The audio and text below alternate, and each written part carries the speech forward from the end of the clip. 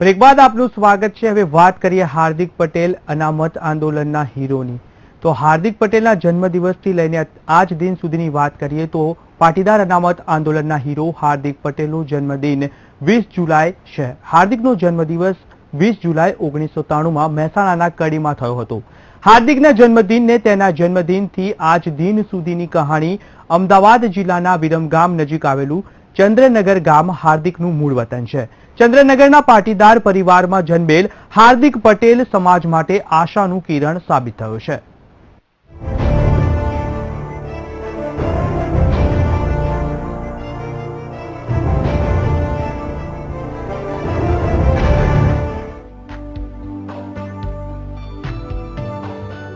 एक पाणीदार पाटीदार, एक हाकले पाटीदार समाज ने एक करनार, सिंह गर्जना करी आनंदी बहन नु सिंहासन डोलावनार, अनामत माटे सरकार सामे आंदोलन छेड़नार 22 वर्षनो छोकरो एटले विजय दीनानाथ चौहान पूरा नाम। हार्दिक भरतभाई पटेल पूरु नाम। बाप का नाम दीनानाथ चौहान। बापनु नाम भरतभाई पटेल। माँ का नाम सुहासिनी चौहान। मानु नाम उषा बहन पटेल। गांव मांडवा। गाम विरमगाम। उम्र 36 साल। उम्र 23 वर्ष। अमदावाद जिल्लाना विरमगाम नजीक आवेलू चंद्रनगर गाम हार्दिकનું મૂળ વતન છે। ચંદ્રનગરના પાટીદાર પરિવારમાં જન્મેલ હાર્દિક પટેલ સમાજ માટે આશાનું કિરણ સાબિત થયો છે। નાનપણથી જ બનવું હતું સપૂત। પાટીદાર સમાજનો સપૂત હાર્દિક। સમાજ સેવા સર્વોપરી। હાર્દિક સમજણો થાય છે ત્યારથી પોતાના સમાજ માટે કશુંક કરી છૂટવાની સમજણ ધરાવતો હોય છે। નાનો હતો તાર નહીં પણ થોડો 8-10 વર્ષ થયો ને પછી એની એવી હતી કે ભાઈ મારા સમાજનું કંઈક કામ કરવું હોય। નાનો હતો તાર નહીં પણ થોડો 8-10 વર્ષ થયો ને પછી એની એવી હતી કે ભાઈ મારા સમાજનું કંઈક કામ કરવું હોય। જ્યારે 10 વર્ષનો થયો ને તો કાયમ ત્યારે કહેતો કે મમ્મી હું મોટો થઈશ ને એટલે હું કાયમ સમાજ સેવા હું કરીશ। જ્યારે 10 વર્ષનો થયો ને તો કાયમ ત્યારે કહેતો કે મમ્મી હું મોટો થઈશ ને એટલે હું કાયમ સમાજ સેવા હું કરીશ। શાળામાં નેતા તરીકે ઉભર્યો। ક્રિકેટ ટીમનો હતો કેપ્ટન। સમિતિમાં પણ રહેતો સક્રિય। 10 વર્ષની ઉંમરે પાટીદાર સમાજને આગળ લઈ જવાના સ્વપ્ન જોનાર હાર્દિકનું જીવન પણ અન્ય છોકરાની જેમ આગળ વધી રહ્યું હતું। વિરમગામની KB શાહ વિનય મંદિરમાં ધોરણ 8 થી 12 સુધી અભ્યાસ કરનાર હાર્દિકમાં પડેલા નેતાગીરીના ગુણની પરખ સૌપ્રથમ તેના ગુરુને થઈ હતી। 12 જે KB શાહમાં ભણ્યો ત્યારે એના લીડરશિપના ગુણ તો અમને જોવા મળેલા, કારણ કે સંસ્થાની ક્રિકેટ ટીમ અને જ્યારે સુવર્ણ જયંતિ ઉજવી ત્યારે પણ એ વિવિધ કમિટીમાં લીડરશિપ કરેલી, એટલે અમને એવું લાગેલું કે આ કોઈ ક્ષેત્રમાં આગળ જશે અને લીડરશિપ કરશે એવું અમને લાગેલું। વિરમગામમાં હાર્દિક ભણવાની સાથે સાથે ઇતર પ્રવૃત્તિમાં પણ ઘણો રસ લેતો હતો।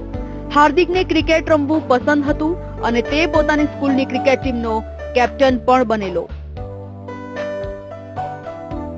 મિત્રોને હતું ક્રિકેટર બનશે, ક્રિકેટર તો ન બન્યો, પાટીદારનો કેપ્ટન બની ગયો। શાળાના દિવસોમાં હાર્દિકના મિત્રોને પણ અંદાજ નહોતો કે તેમનો મિત્ર આગળ જતા પાટીદારોનો ચહેરો બનશે અને લોકપ્રિયતાનો પર્યાય બનશે। હાર્દિકના મિત્રને તો લાગતું હતું કે હાર્દિક ક્રિકેટર બનશે। હું અને હાર્દિક KB શાહ મંદિર વિરમગામ સંગાત ભણેલા 8 થી 12 સુધી। અમે દર રજામાં શનિ રવિ રોજ આખો દિવસ ત્યાં MJના ગ્રાઉન્ડમાં મેચ રમતા હતા અને મેચનો બહુ જ શોખ હતો એને।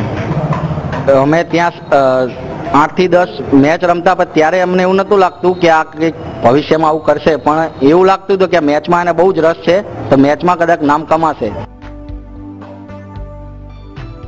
હાર્દિક ક્રિકેટર તો ન બન્યો, પણ ગુજરાતના પાટીદાર સમાજનો કેપ્ટન જરૂર બન્યો છે. ગુજરાત પાટીદાર ટીમના અત્યાર સુધીના કેપ્ટનોમાં હાર્દિક સૌથી નાની ઉંમરે કેપ્ટન બનવાનો શ્રેય પ્રાપ્ત કરી શક્યો છે. શાળાના દિવસોમાં ક્રિકેટ ટીમનો કેપ્ટન બનનાર હાર્દિક કઈ રીતે પાટીદાર સમાજનો કેપ્ટન બન્યો તે આગળ જોઈશું.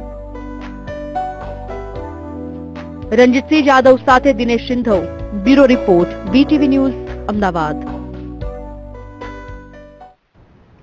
હાર્દિક સ્કૂલમાં હતો ત્યારે ક્રિકેટ ટીમનો કેપ્ટન હતો. હાર્દિક ક્રિકેટર તો ન બન્યો પણ બેસ્ટ બેટ્સમેન હોવાથી પાટીદાર અનામત આંદોલનમાં એવી ફટકાબાજી કરી કે ગુજરાત સરકારની ધોલાઈ કરી નાખી. 22 વર્ષનો થયો ત્યાં સુધીમાં હાર્દિક પાટીદાર સમાજ હિતની વિવિધ પ્રવૃત્તિઓમાં સક્રિય થઈ ચૂક્યો હતો. હાર્દિકને મળી હતી બેસ્ટ બેટ્સમેનની ટ્રોફી. આંદોલનમાં પણ કર્યું બેટિંગ. સરકારની બોલિંગને ધોઈ નાખી. સરકાર આઉટ ન કરી શકી. હાર્દિક સ્કૂલમાં હતો ત્યારે ક્રિકેટ ટીમનો કેપ્ટન હતો. હાર્દિક ક્રિકેટર તો ન બન્યો પણ બેસ્ટ બેટ્સમેન હોવાથી પાટીદાર અનામત આંદોલનમાં એવી ફટકાબાજી કરી કે ગુજરાત સરકારની ધોલાઈ કરી નાખી. 22 વર્ષનો થયો ત્યાં સુધીમાં હાર્દિક પાટીદાર સમાજના હિતની વિવિધ પ્રવૃત્તિમાં સક્રિય થઈ ચૂક્યો હતો. તે 2014માં પાટીદાર સમાજના યુવાનો દ્વારા ચલાવાતા સંગઠન SPGમાં સભ્ય બને છે. પાટીદાર સમાજ લાંબા સમયથી OBC અનામતની માંગ કરતો હતો પણ સરકાર આ માંગ સંતોષતી નથી. 2014માં મોદી દિલ્હી ગયા. આંદોલન માટે મોકળું મેદાન મળ્યું. હાર્દિક આંદોલનનો ચહેરો બન્યો. નરેન્દ્ર મોદી 2014માં દિલ્હી ગયા પછી આનંદીબહેન પટેલને ગુજરાતની ગાદી સોંપતા ગયા. જોકે ભાજપના જ કેટલાક લોકોને મુખ્યમંત્રી પદે આનંદીબહેન પટેલ બેઠા તે ગમ્યું નહોતું. એક તરફ આ જૂથ તરફથી બેનને હટાવવાના પ્રયાસ ચાલુ હતા તો બીજી તરફ હાર્દિક પાટીદાર સમાજને એક જૂથ કરી અનામત આંદોલનની માંગ શરૂ કરે છે. હાર્દિકથી આંદોલનને મળ્યો વેગ. સુરતમાં લાખો પાટીદારોનો મળ્યો સાથ. સુરતથી લઈ સમગ્ર ગુજરાતમાં મળ્યું સમર્થન.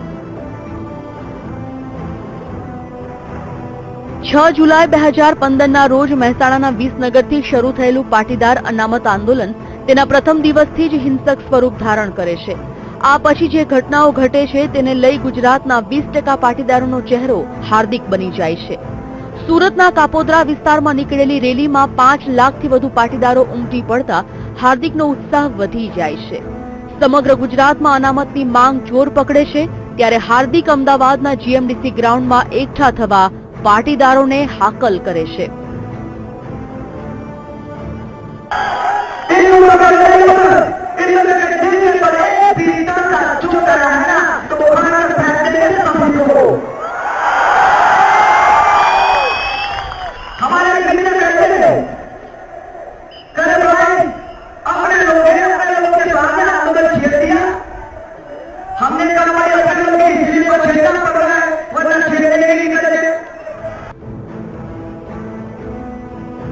GMDC ગ્રાઉન્ડમાં હાર્દિકની ફટકાબાજી. હાર્દિકે સરકારને કર્યો પડકાર. અનામત આપો નહીં તો ઝૂંટવી લઈશું.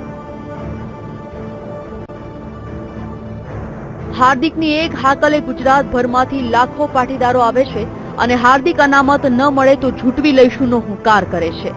હાર્દિકે એક ટ્વિસ્ટ આપવાની વાત કરી ત્યારે જ લાગ્યું કે આંદોલન હવે તોફાની બનશે. હાર્દિકે આગ્રહ રાખ્યો કે મુખ્યમંત્રી ખુદ આવે અને આવેદનપત્રનો સ્વીકાર કરે. હાર્દિક હઠ પકડે છે પણ આનંદીબહેન એમ તેની વાત માને તો કડક સ્વભાવથી છાપ ધરાવતા બેન શાના.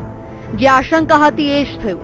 હાર્દિક અને આનંદીબહેન વચ્ચે જાણે કે જંગ શરૂ થઈ ગઈ અને રાત સુધીમાં GMDC ગ્રાઉન્ડમાં બેઠેલા પાટીદારો પર પોલીસે લાઠીચાર્જ કર્યો.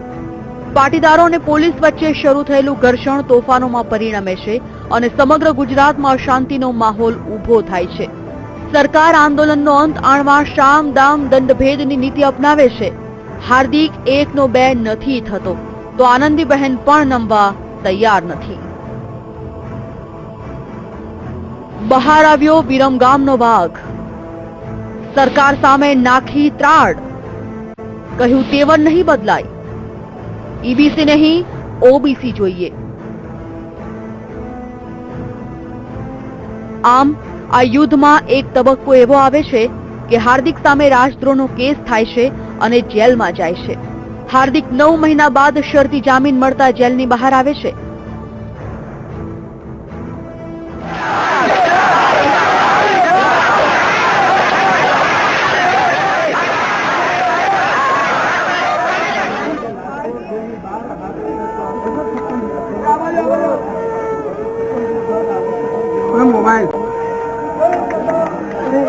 भाई को रोता है रोनेगा नहीं, रोनेगा नहीं.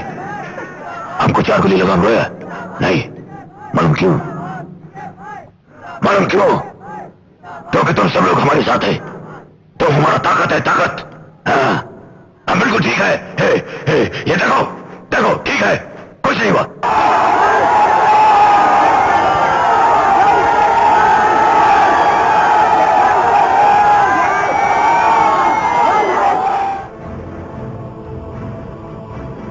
હાઈકોર્ટે આપેલા શરતી જામીન મુજબ હાર્દિકે 6 મહિના ગુજરાત બહાર રહેવાનું છે. ત્યારે ગુજરાત છોડતા પહેલા તેને જેલની બહાર નીકળીને જ હુંકાર કર્યો કે આંદોલનની પદ્ધતિ બદલાશે પણ તેવર નહીં બદલાય. હાલમાં હાર્દિક રાજસ્થાનના ઉદયપુરમાં છે, છતાં તે આંદોલનને જીવંત રાખવાનો પ્રયાસ કરી રહ્યો છે. Bureau report, VTV news. Hardik વિશે આગળ જાણીશું, પરંતુ હાલ સમય થઈ ગયો છે એક બ્રેક લેવાનો. લઈશું એક બ્રેક.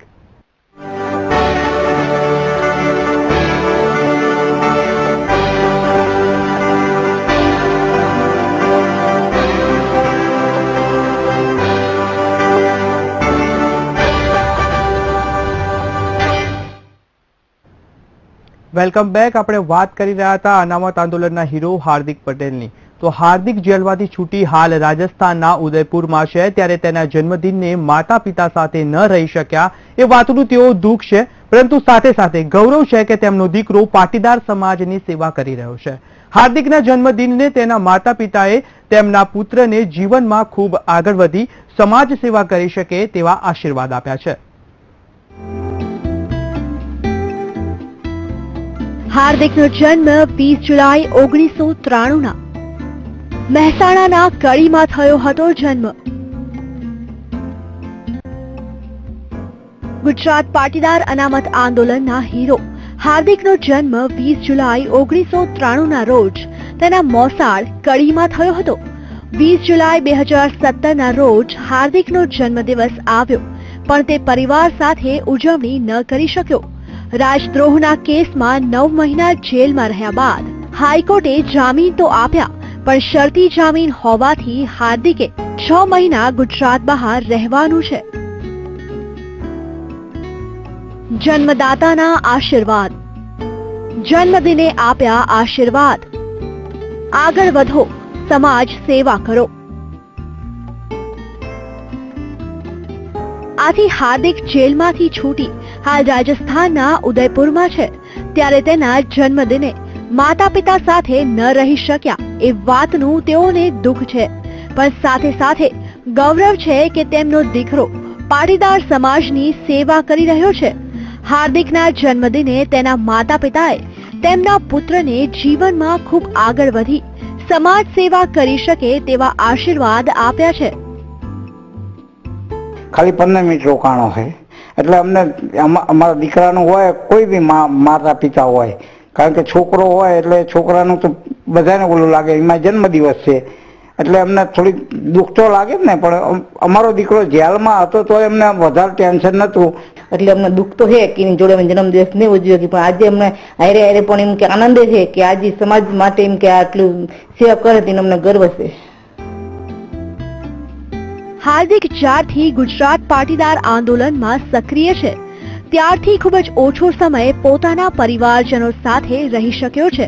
હાર્દિક જેલમાં ગયો તે પહેલા 3 મહિનામાં માંડ 2 કલાક માટે જ પોતાના માતા પિતાને મળ્યો હતો. રાજદ્રોહના કેસમાં 9 મહિના જેલમાં રહ્યા બાદ બહાર આવેલો હાર્દિક માત્ર 15 મિનિટ જેટલો સમય જ પોતાના માતા પિતા સાથે રહી શક્યો હતો. હાર્દિક તેના જન્મદિવસે પણ પોતાના ઘરે રહી શક્યો નથી, કેમ કે હાલ તે ગુજરાત બહાર છે. પણ તેના માતા પિતાએ પુત્રના સારા ભવિષ્ય માટે શુભકામનાઓ પાઠવી છે. રણજીતસિંહ જાદવ સાથે Dinesh Sindhav, bureau report, VTV news.